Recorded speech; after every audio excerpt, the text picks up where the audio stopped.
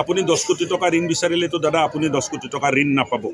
আপোনাৰ যিমান শক্তি আছে আপুনি যেটো ঋণ লব ঘূৰাই দিব পৰা শক্তি থাকিলেহে আপোনাক ঋণ দিব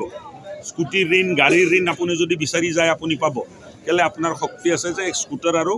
গাড়ীৰ ঋণটো আপুনি ঘূৰাই দিব পাৰিব গোটেই অৰ্থব্যৱস্থাত যে উন্নয়ন হৈ আছে মানুহে ঘৰ কিনি আছে মানুহে গাড়ী কিনি আছে সবে ঋণ লৈ কিনি আছে ঋণ কোনো বেয়া বস্তু নহয় এটা সময়ত ঋণ লোৱাটো বেয়া কোৱা হৈছিল কিন্তু গোটেই অৰ্থব্যৱস্থাত ঋণ এটা যুগান্তকাৰী পৰিৱৰ্তন দেখুৱাইছে আজি ঋণ লৈ মানুহে স্কুটি লৈছে আৰু ধীৰে ধীৰে ঋণ পৰিশোধ কৰিছে বেংকিং ব্যৱস্থাটো ভাল হৈছে সো ঋণ লৈ ঋণ পৰিশোধ কৰি দিব পৰা শক্তি থাকিলেহে মানুহক ঋণ দিব এটা সময় আছিলে অসমক ঋণ দিয়া নাছিল কংগ্ৰেছৰ কুশাসনৰ সময়ত ঋণ দিয়া নাছিল আজি আমি ঋণ ল'ব পাৰিছো আমাৰ ৰাজহ বৃদ্ধি হৈছে প্ৰত্যেকটো জগাত আমি সংস্কাৰ কৰিছো সংস্কাৰৰ দ্বাৰা আমি কাম কৰি আছো আমাৰ মন্ত্ৰটোৱে হ'ল reform perform and transform Lok Sabha নিৰ্বাচনৰ বাবে প্ৰস্তুতি কেনেকুৱা চলিছে আহিলে যে প্ৰস্তুতিটো আপোনালোকে দেখি আছে আকৌ প্ৰশ্ন কৰে প্ৰস্তুতি তুংগত আছে আৰু এইবাৰ কমেও 12খন আসন অসমৰ পৰা